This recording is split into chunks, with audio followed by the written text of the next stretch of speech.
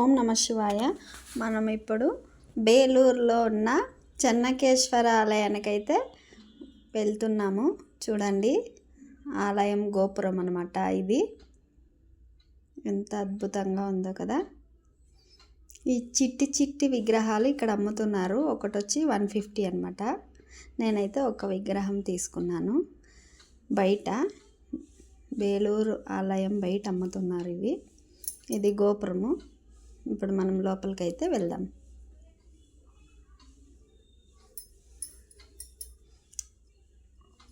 ఈ బేలూరు టెంపుల్లో అయితే అద్భుతమైన శిల్పాలను అయితే చెక్కి ఉంటారు. చూడండి, మనం ఇలా ఎంట్రన్స్కి వెళ్ళగానే ఎంత అద్భుతంగా ఉందో బయట వాతావరణం అయితే.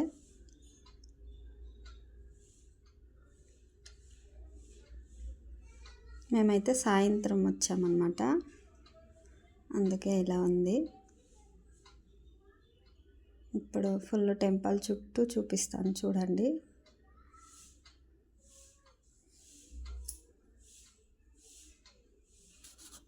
ఈ బేలూరు ఆలయానికైతే 108 ఏళ్ళ చరిత్ర అనేది ఉందన్నమాట.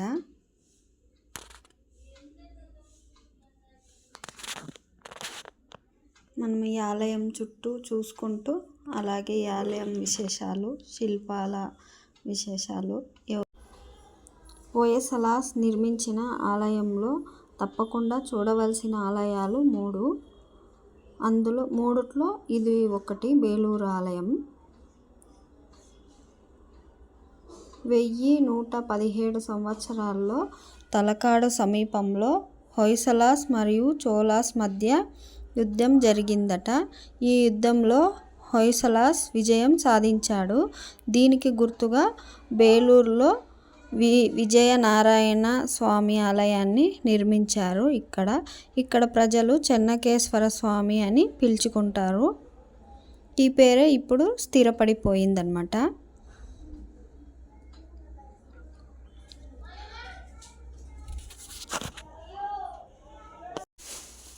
ఆర్కలాజికల్ డిపార్ట్మెంట్ ప్రకారం ఈ ఆలయం నిర్మాణం జరిగిన సుమారు 900 సంవత్సరాల ఏళ్ళు అయింది.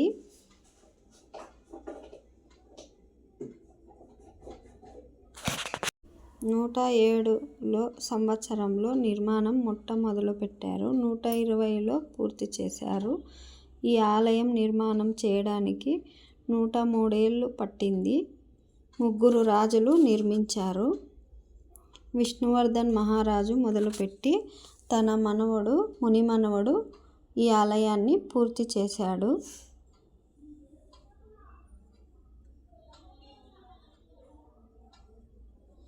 ఈ రాయికున్న ప్రత్యేకత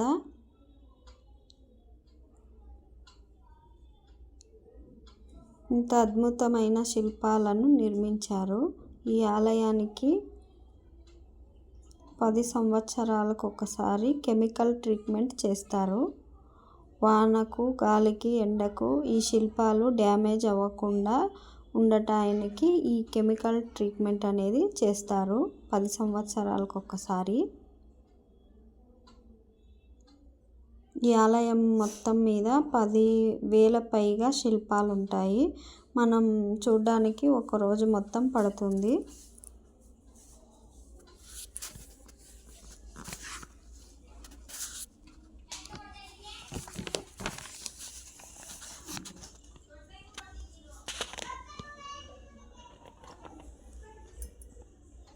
ఇప్పుడు మనం ఫస్ట్ లోపలికి వెళితే లక్ష్మీ అమ్మవారు దర్శనం ఇస్తారు మనకి.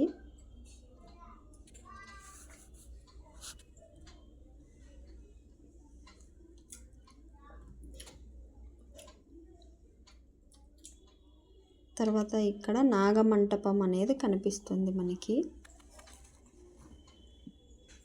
ఇక్కడ రాసి ఉంటారు బోర్డు, నాగమంటపం అని కన్నడలో రాసి ఉంటారు.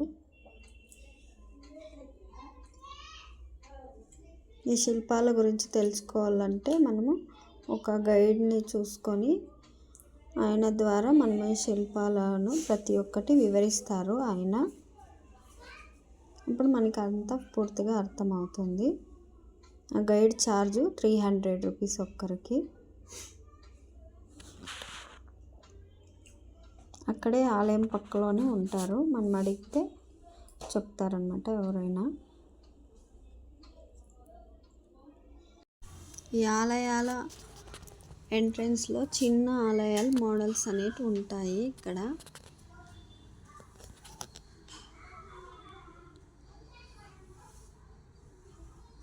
మనకి ఒక్కొక్క శిల్పం ఒక్కొక్క కథని అయితే వివరిస్తుంది.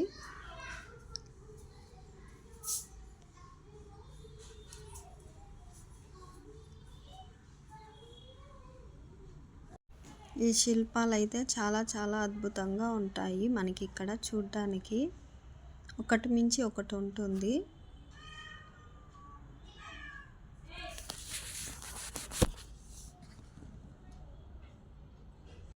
హొయసలాస్ రాజముద్రగా ఇక్కడ ఒక శిల్పం అయితే కనిపిస్తుంది.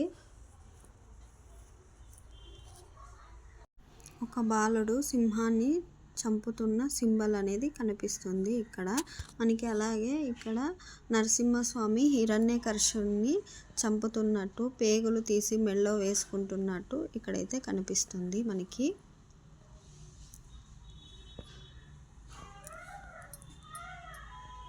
ఈ శిల్పాలన్నీ క్లియర్గా అబ్జర్వ్ చేస్తే మనకి తెలుస్తుంది.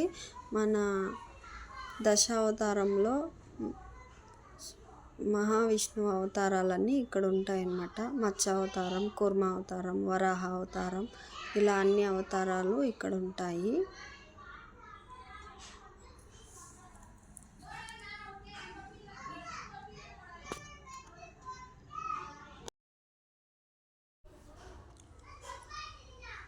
ఇది ఆలయం బయట అన్నమాట. బయట అనేది ఇలా ఉంటుంది. చుట్టూ ఇలా చూసుకుంటూ పోవాలి మనము.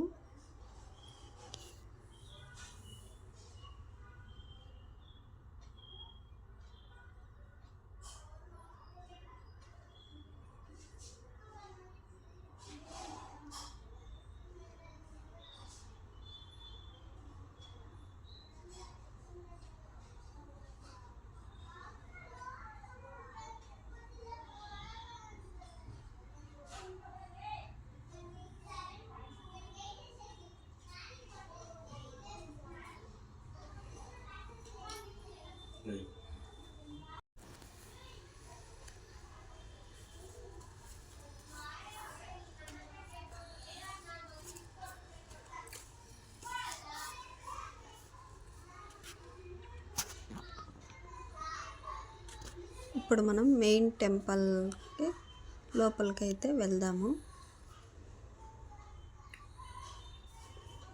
మెయిన్ టెంపుల్లో పైన కూడా చూడండి, ఇలా లోపల టాప్ పైన నరసింహస్వామి హిరణ్యకశిపుని చంపుతున్నట్టు ఉంటుంది. అయినా ఇది శివలింగ రూపంలో ఉంటుంది. ఇక్కడ హైలైట్స్ ఇది. ఆలయం లోపల స్తంభాలను చూడండి, అలాగే ద్వారపాలకులను ఎంత అద్భుతంగా చెక్కారో.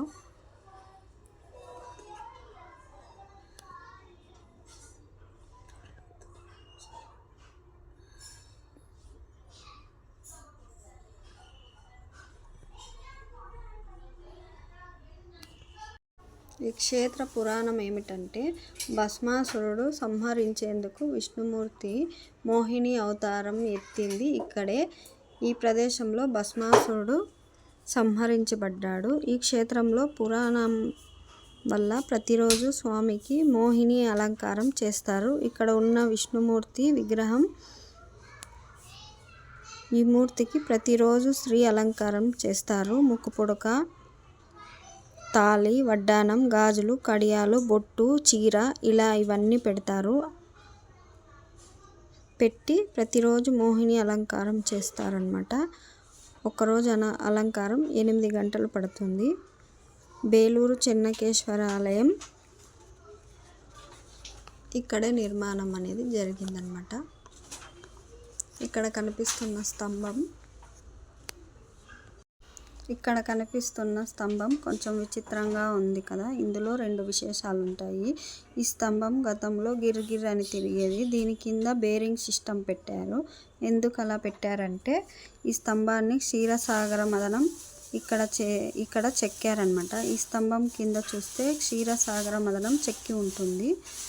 అందులో మందన పర్వతం ఉంది కదా, ఆ స్తంభం మొత్తం ఇక్కడే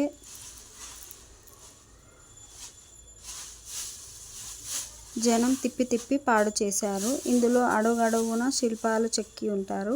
ఒక్క చోట మాత్రం ఖాళీగా ఉంటుంది.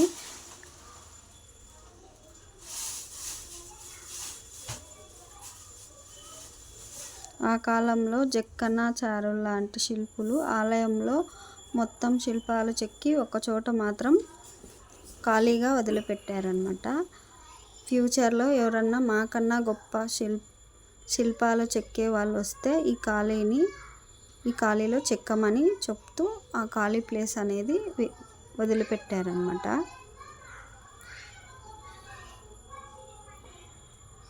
ఇక మనం బయటకు వచ్చినట్లయితే ఇక్కడ చిన్న చిన్న శిల్పాలన్నీ చూడొచ్చు. మన బొటన వేలు సైజ్ అంత ఉంటాయి ఒక్కొక్క శిల్పము. ఎంత అద్భుతంగా చెక్కి ఉంటారో మీరే ఊహించుకోండి.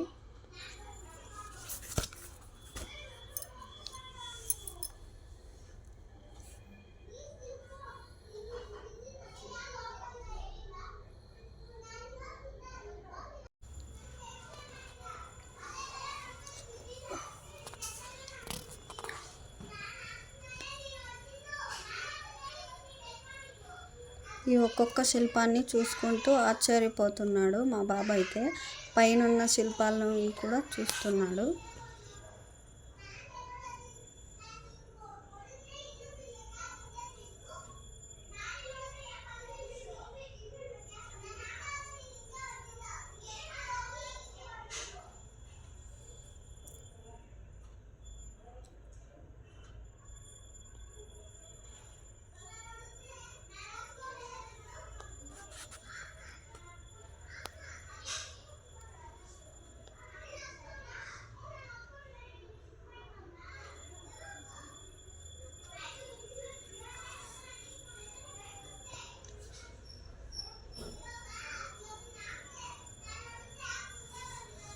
మోహిని అవతారం కోసం పైనుండి కిందికి వచ్చినప్పుడు స్వామివారి పాదాలన్నమాట.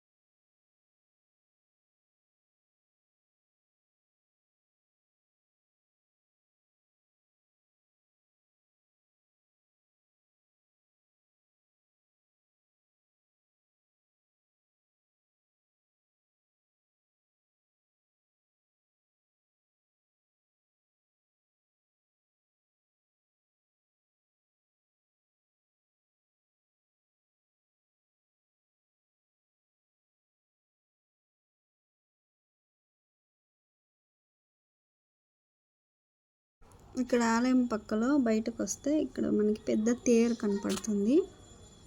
తర్వాత పక్కలో చూస్తే చిన్న చిన్న రాయిలతో చిన్న చిన్న ఐటెంలు అయితే చేసి పెట్టారనమాట. దీపాలు, స్వామివారి విగ్రహాలు అలాంటివన్నీ. ఒక జత దీపాలు అడిగాను నేను, 400 చెప్పారు. చూడడానికైతే చాలా బాగున్నాయి. నచ్చితే తీసుకోండి వచ్చిన వాళ్ళు. అలాగే నా ఛానల్ సబ్స్క్రైబ్ చేసుకోండి, కుమారి రంగా ఛానల్ సబ్స్క్రైబ్.